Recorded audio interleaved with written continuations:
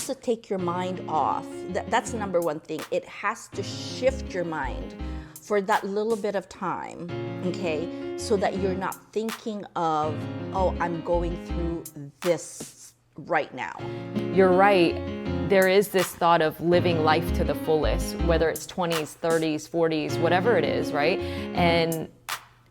But also juggling the financial aspect. I think in my 20s, I thought that I'm gonna live life to the fullest, and then I got in debt, and that wasn't very fun, but I learned from it. I think if you're learning from, we can learn two ways. There's probably another way too, but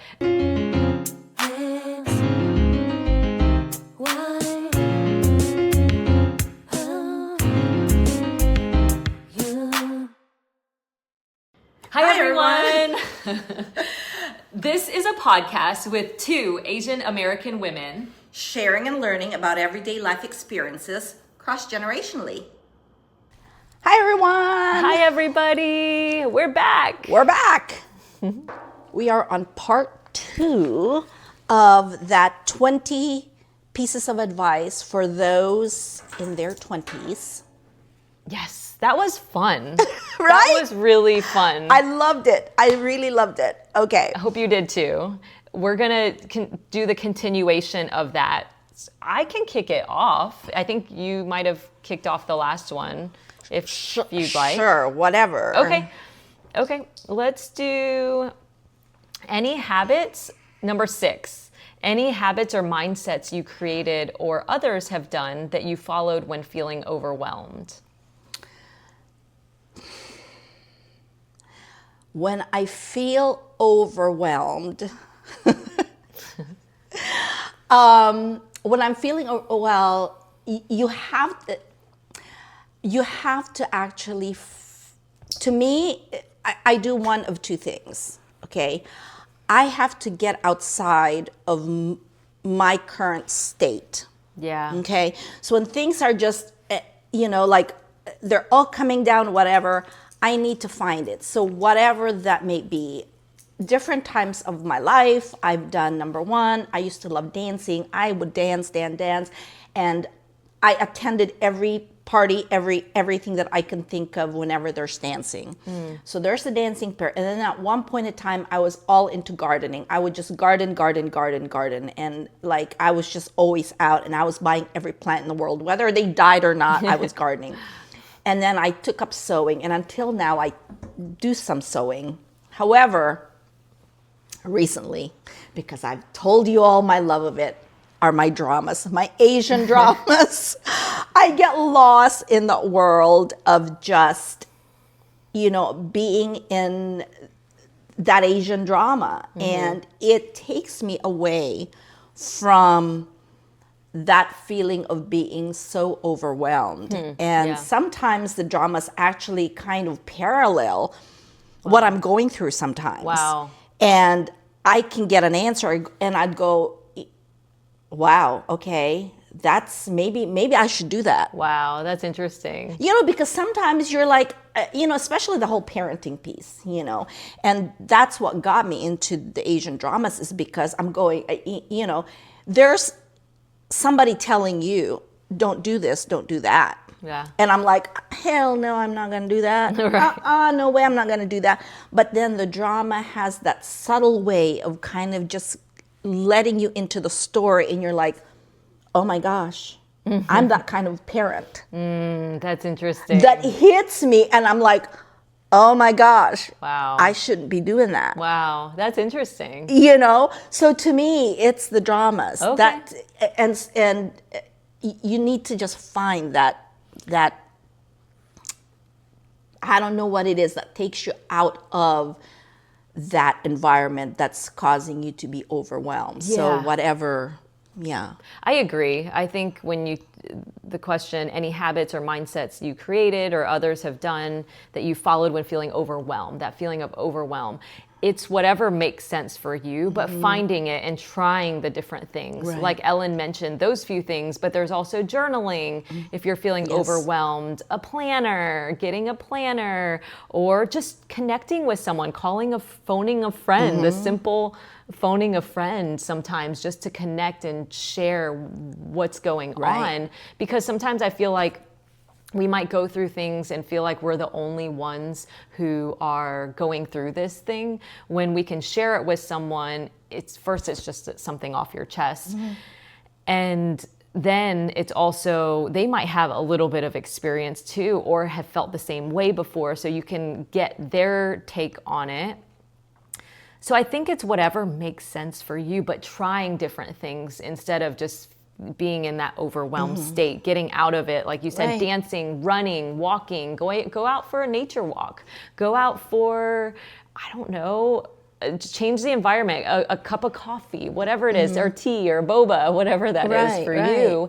And just figuring that out, what gets you out of it, but also doing it in a empowering way. It has to take your mind off. That's the number one thing. It has to shift your mind for that little bit of time, okay? So that you're not thinking of, oh, I'm going through this right now. Yeah, I think it's, Yeah, I think there's that to shift out of that mindset, but also not ignoring it, because we can get out of it. At least in my thought, we can ignore it, and I've done many times too, experienced of just ignoring that thought. Or I also replaced it with something less empowering, meaning in college I might have a drink, but it wasn't it was a disempowering action per se, right? So knowing that difference and finding an empowering way to feel less overwhelmed, whether it's walking, journaling, those empowering ways kind of thing. And TV sometimes too does it. TV does it, something, not a new, like for instance, if you're journaling and the journaling is like, oh my gosh, the journaling is not doing it anymore. Like for me, it was switching from, gardening to sewing to whatever. But if the journaling is the only thing that was working for you, but it's starting to get kind of blasé, maybe you can, they have a lot of, and I have it saved all over my TikTok feeds now, like making the pages pretty, the new artful ways of juicing up your journal. Oh, okay. I haven't seen I gotta show it to you. It's so neat. I'm going, okay, well, maybe I can do that. But like creative ways to kind of make things that are even the same a little different. Yes, exactly. No, I love that. I think there's so many ways of feeling less overwhelmed, and also finding that root cause of why are you feeling overwhelmed at that point too, to see if there's any trends there. Great. What was we're on 7 now. Number 7. Okay. I feel like many struggle with the quote, living your 20s to the fullest mindset, while also juggling the reality of financial struggle. Were you able to accomplish everything you wanted even with these worries? No. I think that's an interesting question too. I think that's a fascinating question, because you're right. There is this thought of living life to the fullest, whether it's 20s, 30s, 40s, whatever it is, right? But also juggling the financial aspect. I think in my 20s, I thought that I'm going to live life to the fullest, and then I got in debt, and that wasn't very fun, but I learned from it. I think if you're learning from, we can learn 2 ways. There's probably another way too, but at least 2 ways. One from our experiences and one from other people's experiences. It's less costly to learn from other people's experiences if possible, but I think that I would juggle that with education, as far as financial education, kind of understanding that aspect, because I didn't know as much about a budget or even passive income. Those sort of things, sometimes we are taught to live life to the fullest, especially with social media these days. I think that really enhances the need to have this, have that latest car, have that latest whatever it is, right? Outfit. And so then you're trying to keep up with everybody because everybody's reel is the highlight reel of their day. They're rarely ever talking about, man, this was a struggle for me. But so I think that, yes, it's good to live life to the fullest in the sense of being present in the moment, in my opinion, being present in the moment, like knowing what some of your goals are, but also balancing that with the education piece. If I didn't understand that money piece back then, I mishandled money, right? And now I understand a little bit more. I'm definitely not an expert, but I understand a little bit more about using it wisely and sometimes for need versus want, those differences. So I think it's a balance of understanding what our needs are and being educated in how to do things right financially. So for me, I'm curious because you had some thoughts going on. yes, because for me, I never had fun. I do not think that I, like you, that you lived your life and therefore you got in debt. To me now, and I tell my children, whatever, I'm like, have the best fun in your time in your life. I say it all the time. Because you can always, to me, in my head, is you can always make the money later, And I think that that's what the difference is in generationally. Because for me, I was like, oh my gosh, I had to make the money to be able to do this. I had to make and my advice is. Especially now, because it's so doable now. And I just see I really see the Gen Zs that are out there and all of the talents and the skills and the ability to be able to just turn on the camera. Yeah, that's true. And they can make the money. You know what I'm saying? It's like, right. It's so easy. Whereas I'm thinking of, how many years ago where I had to, oh my God, like to just be able to get an interview. Yeah. Was ridiculous. You know what I'm saying? That to me, I feel as if there are so many creative ways now. Yeah. So many creative ways to just make a living. So many creative ways that to me, I don't think that no matter what, because when you get to my time, my time now, it's like, I didn't do that. To me, it's the regret of not having done all of that stuff before. So to me, it's like, I'm not saying be on the poorhouse and do I'm not saying to be silly. Yeah. Okay. Yeah. I'm just saying that you have so many opportunities now, right? These answers are directed to the 20 somethings, yeah. Right? According to our Gen Zs. There are so many ways for you to creatively earn, to creatively do things where you don't end up in the poorhouse. Yeah. That to me, it's like just enjoy, like really and truly enjoy life. Just be smart about it. Yeah. Be smart about it. That's my thing. And sometimes what I do notice with Gen Zs is that they jump right into stuff. Mm-hmm. I'm not like that. That's what I want you to do. Yeah. Yeah. But I do want you to think like, okay, if I jump into this and this happens. Yes. Again, remember the whole failure answer is like, have a backup plan on how am I going to address that if my plan fails. Right. Or think about that decision. Think about the decision. About the repercussions that could happen. Because what a lot of Gen Zs do is, I'm just going to do this. Yeah. I'm just going to, like, my decisions are my decisions. I'm going to do that. But right. I'm like, okay, well, what if all of that crap doesn't happen? Yes. What if it, Yeah. have a plan. Always have a plan. That's my sure. thing. Always have a plan. For sure. But definitely don't settle. Like, don't settle for, oh, well, I've got to work. So because I've got to work, then I don't want to experience this. No. No. I want you to go ahead and say, I want to experience this. So how do I then make it work so I can experience that? Don't make, and you know, and I know that some of the folks out there are gonna bash me and say, well, Ellen, it's gonna become a privilege conversation. No, okay, because I don't want to take it to that. I'm just saying that there is a lot of ways now. We have one of our speakers. Was Vikas the one that lived in the small hometown? Was she?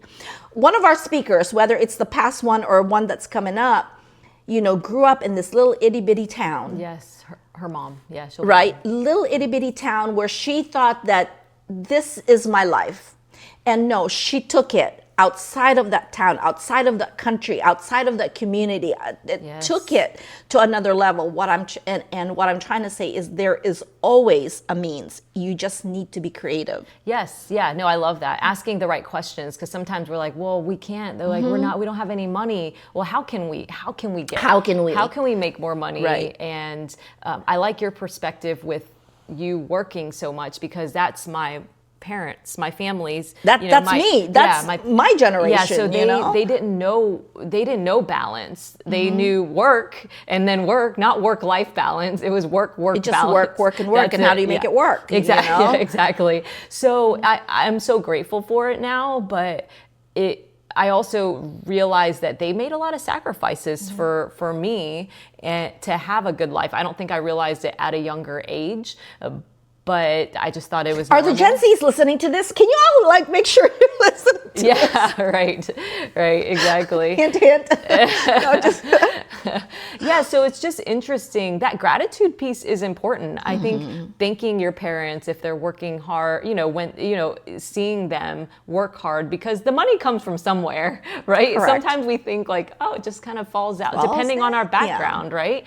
Oh, it just falls out, or like, I don't know where it comes from. I haven't thought about that. But then once we start making our own money, we're like, oh, ow, that hurt. We have to pay for insurance. We have to pay for this, that everything was taken care of at that point. So knowing, and everybody's from different backgrounds, but having that gratitude for the things that we already have, and it can make more things happen too in the future. Yep. That 100%. Yes. Okay. Is it me or you? Oh, it doesn't matter. I don't even know. I'll ask. Do you believe the YOLO mindset, you only live once, as a way to do things you have never done before or are intimidated to do? Well, you all know that I'm living it up now. So yes, I do believe in the you only live once. But again, I think that this question parallels, the last one that we had. Yeah. Do it. Like, when else are you going to do it? Like, even in the traveling part, like, when are you going to go to Mont Saint Michel? Yeah. Because I traveled to Mont Saint Michel, last summer.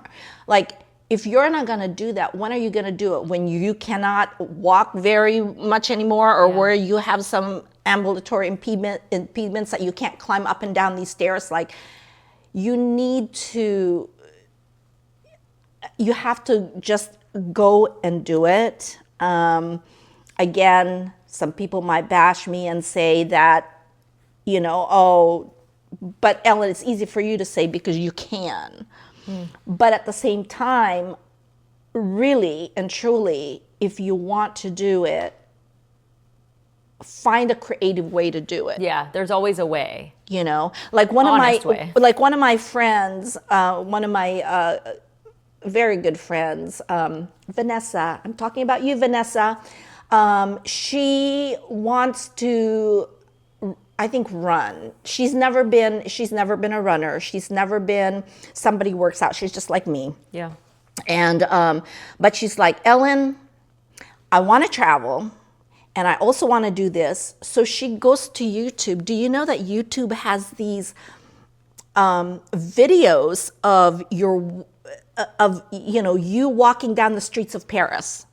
So you're actually, it's almost like that bike, that cycling, I can't remember the name of it because I don't work out, but that cycling thing, Peloton, you know how you can, like you're biking on the streets of Paris. Well, you can do that now, even just with YouTube.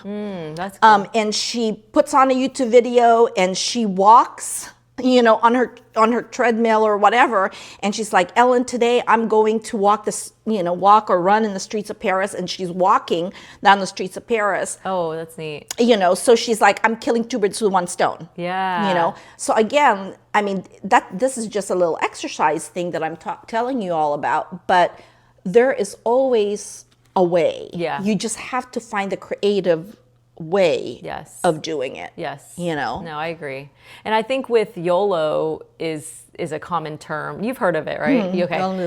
You only live once. And it's interesting.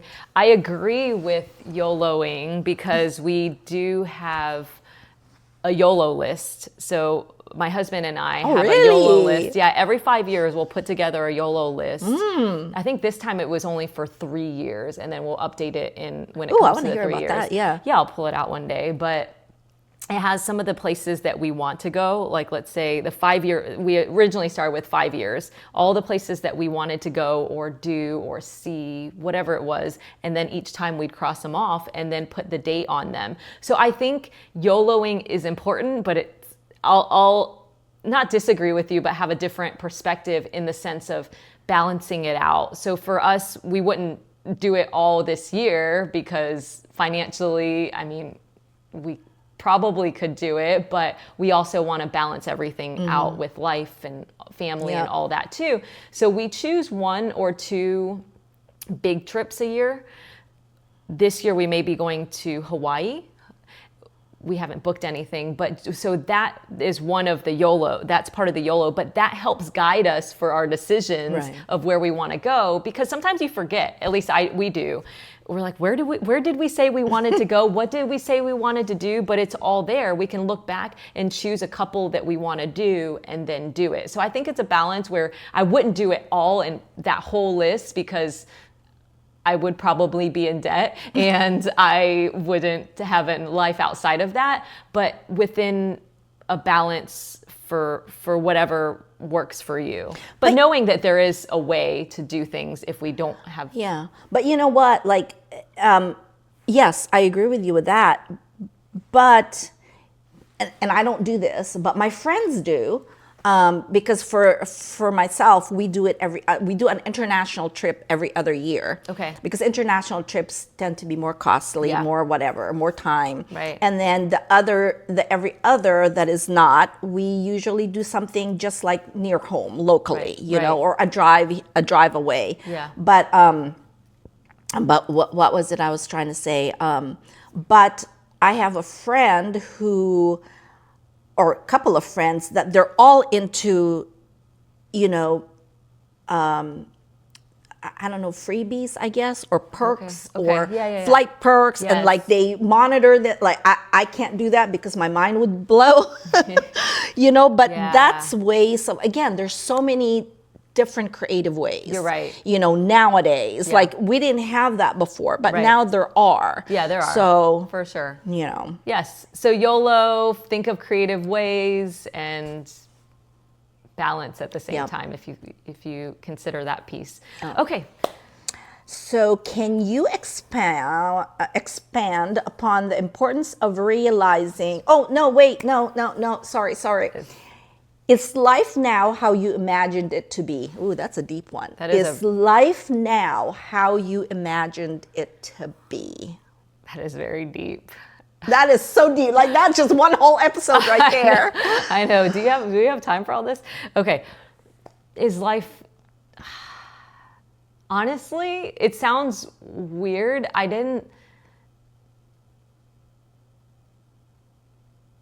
think it's better. It sounds really weird, but I think it's actually better than I imagined it. I think at least when I was young. But when you say you think it's better, can you tell me what are you thinking of? Like, Yeah. you know, what came up in your head that you're like, oh, it's actually better? Yeah. Do you know what I'm saying? Yeah, I'm thinking of a few things, but I think when we're young in our, like, let's say when I was in my 20s, I knew I wanted these things. I wanted a good relationship. I wanted a great career that I was passionate about.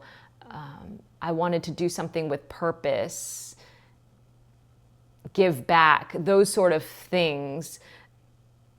And I think it's one thing to want those things, but then once you feel, I think the feeling is different. Once you actually feel, I don't know, true love or, you know, being in that state, learning these tools and strategies that I've learned in my 20s and being a coach now, like learning these tools, life feels so much better because I'm in alignment to myself. It sounds kind of weird, but I think when we're younger, at least when I was younger, I tried to be someone I wasn't. I thought, oh, I need to fit in, right? Mm-hmm. But like you mentioned, it's good.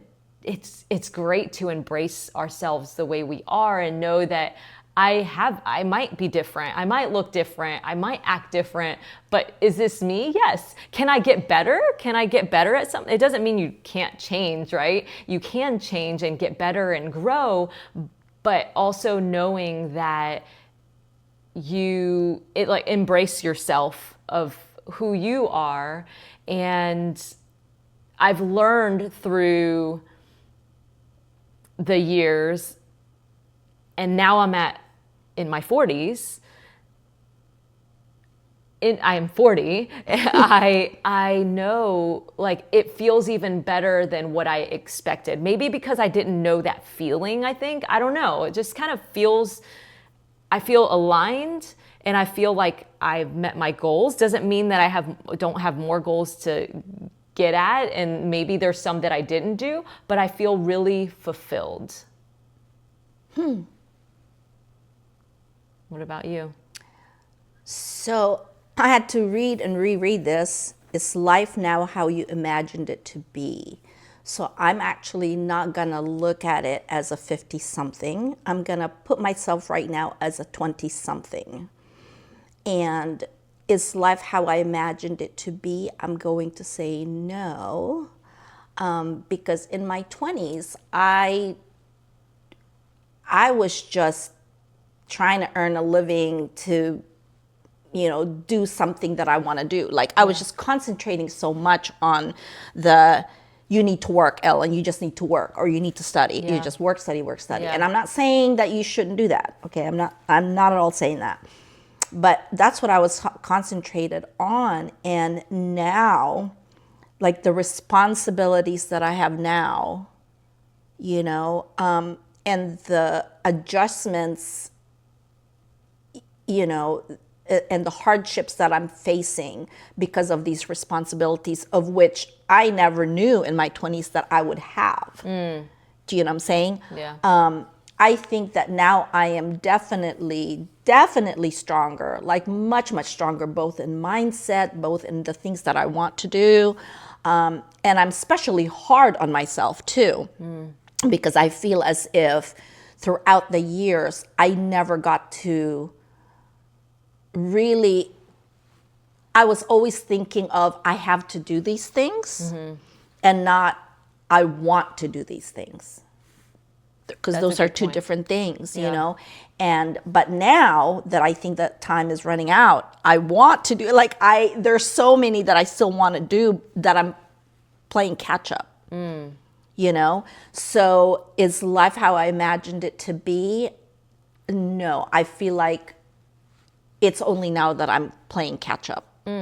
That's interesting from your perspective too, to see that Ellen worked probably, right? Like for most of your life. And maybe that's what we were taught. I was taught that too, actually. But I realized that I was exhausted working 60 hours a week and whatever it is, right? And that was probably little compared to what my parents worked, Exactly, 70, 80 hours a week. But I didn't have that stamina. They did. Then maybe they did it for a bigger purpose at that time too. Well, right? and not even having, I was doing, all of us struggled, right? I was doing that struggling with my family. Yeah. But my parents were doing that struggling without family. They moved to another country. Yeah, that's They amazing. moved out of home. Yeah. So it's I really am enjoying the mindsets of the Gen Zs. I'm enjoying your mindset of like, of just being outspoken and I'm going to do what I want to do. I think that right now, though, well, I don't want to be all like, mother lecture-y kind of thing, but I always have to put it out there. Make sure you have a plan B. Yeah, Just make sure you have a plan B. My dad always said when I was growing up to think once, think twice, think 3 times about that. And he would make those decisions my decisions. And that is when you can make sometimes better decisions. I didn't always make better decisions. But at least it makes you think that what is that end result? Think about that. Think about plan B, or think about what could that lead to? What could that decision lead to too? Because sometimes we're only in the moment. And I think you're right. Like, I love that Gen Z perspective overall, as an overall thought of that work-life balance. Like, they have that more emotional intelligence to me. I feel like Gen Zs have so much more emotional intelligence than I ever had in my 20s. And so it's beautiful to see that. So I think that this next generation is awesome. I think that there are so many gifts that they already naturally have, and also wanting to learn these other questions that we have to help them or hopefully guide them through this, which leads us to our 30-minute mark, which is insane, right? And what I want you all to tell us is drop us a comment. Is Ely right? Are you all emotionally intelligent? Do you all have it? Let us know. We will continue this at the next episode for part 3. Yes. Of questions to ask in your 20s or something. 20 pieces of advice for those in their 20s. In their 20s. Yes. And don't forget to follow us on our other socials. We are on Spotify, Instagram, and TikTok. And of course, here in YouTube, please don't forget to hit the subscribe button, hit the like, and we will see you at the next episode. Thank you so much, everybody. Take Bye. care. Bye.